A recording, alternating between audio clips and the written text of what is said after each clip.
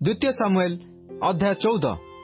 अनंतर सरुयार पुत्र जोयाब देखिला जे राजांकर अंतकरण अबशालोम आड़े अछि।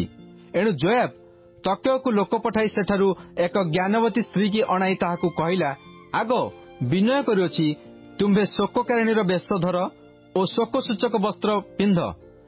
तुम्भे तेल लगाओ नहीं, मात्र मृत लोक पई बहु कालरू शोककारिणी स्त्री परी हुओ।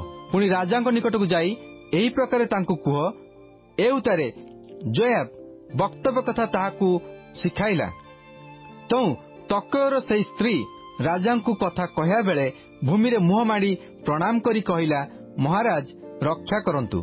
तहिरे राजा ताहाकु कहिले, तुम्भर कौन हैला? से उत्तर कला, मु सत्य कहूची, मु विधवा स्त्री, मो स्वामी मरी जाइछि। आपणक एही दासीर दुई पुत्र थिले, से दुहे क्षेत्र रे विवाद कले। सेतबेले सेमानकु छड़ाई देबाकु केही नथिबारु जणे अन्य जनकु मारी बद्ध कला। एबे देखंतु समुदाय गोष्ठी आपणक दासी विरुद्ध रे उठी कहउछंती, आपणा भाई की जे मारिला ताहाकु समर्पण कर।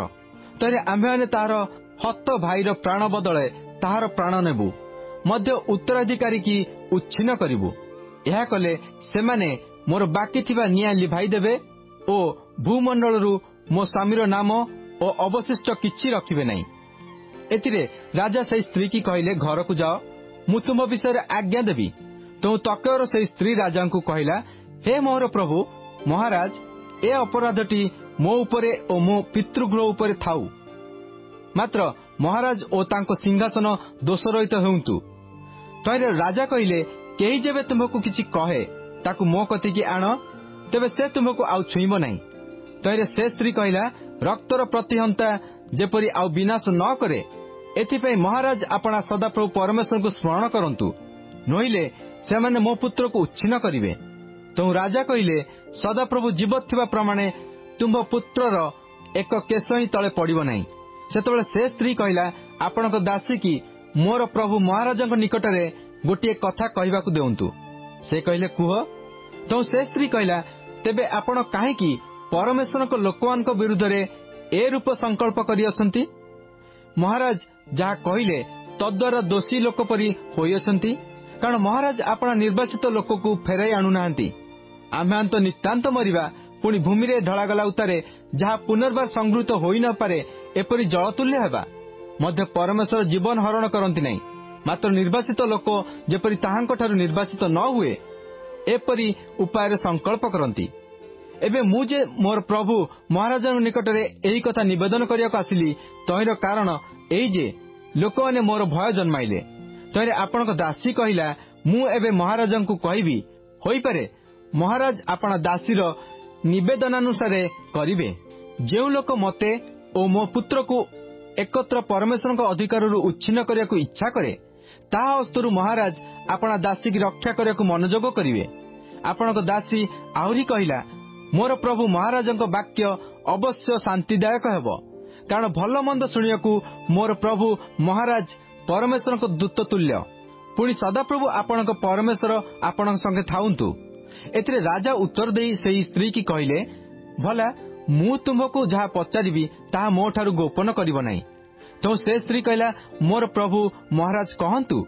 एथिरे राजा कहिले, ए समस्त कथारे कि तुम संगे जोयाबर हाथ नहीं? से स्त्री उत्तर देई कहिला, हे मोर प्रभु महाराज, आपणक प्राण जीवित थिबा प्रमाणे कहूची, मो प्रभु महाराज जहा कहि अछंती तहिर दक्षिण रे कि बाम रे फेरिबाकू काहारी आयत नहीं। कारण आपणक दास जोयाब मते आदेश करी आपणक दासी की एही समस्त कथा शिखाई अछंती। कथा को एपरी बुलाई कहिबाकू आपणक दास जोयाब एहा करि अछंती। जाहेउ मोर प्रभु पृथ्वीर समस्त विषय जानिया पई परमेश्वरक दूतक ज्ञान प्रमाणे ज्ञानवान अटंती। एथि उतारे राजा जोयाब को कहले, अच्छा देख मु सेही कथा कली, एणु जाओ से जुबा अबशालोम को पुनर्बार आण। तहिरे जोयाब मुह माड़ी प्रणाम करी राजांकर धन्यवाद कला।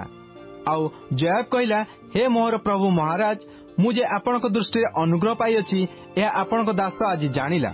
जेहेतु महाराज आपणा दासर निवेदनानुसार कले, तो जोयाब उठी गसूर को जाई अबशालोम को जेरूशलेम को आनिला। आउ राजा कहिले, से फेरी आपणा घर को जाऊ, मात्र से मोहर मुख न देखू।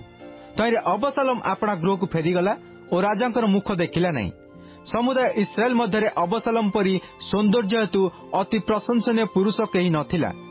तार तलीपरु मस्तकर अग्रभाग पर्यंत ताहाठारे कौनसी खुण नथिला।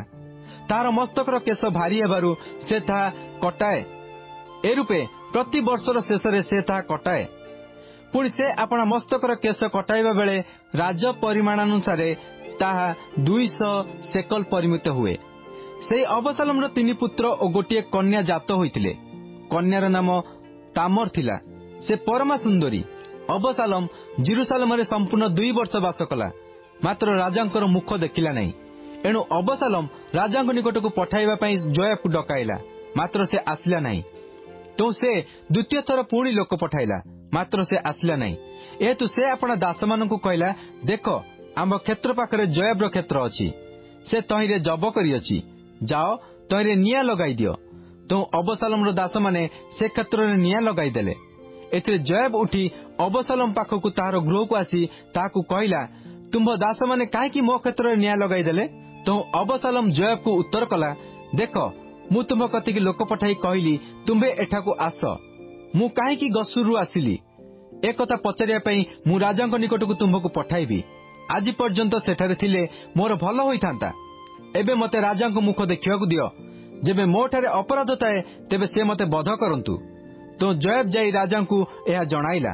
तैरे राजा अबशालोम को डकान्ते से राजांक निकटकु आसी तांको सम्मुखरे भूमि रे मुह माडी प्रणाम कला। पुणी राजा अबशालोम को चुंबन कले।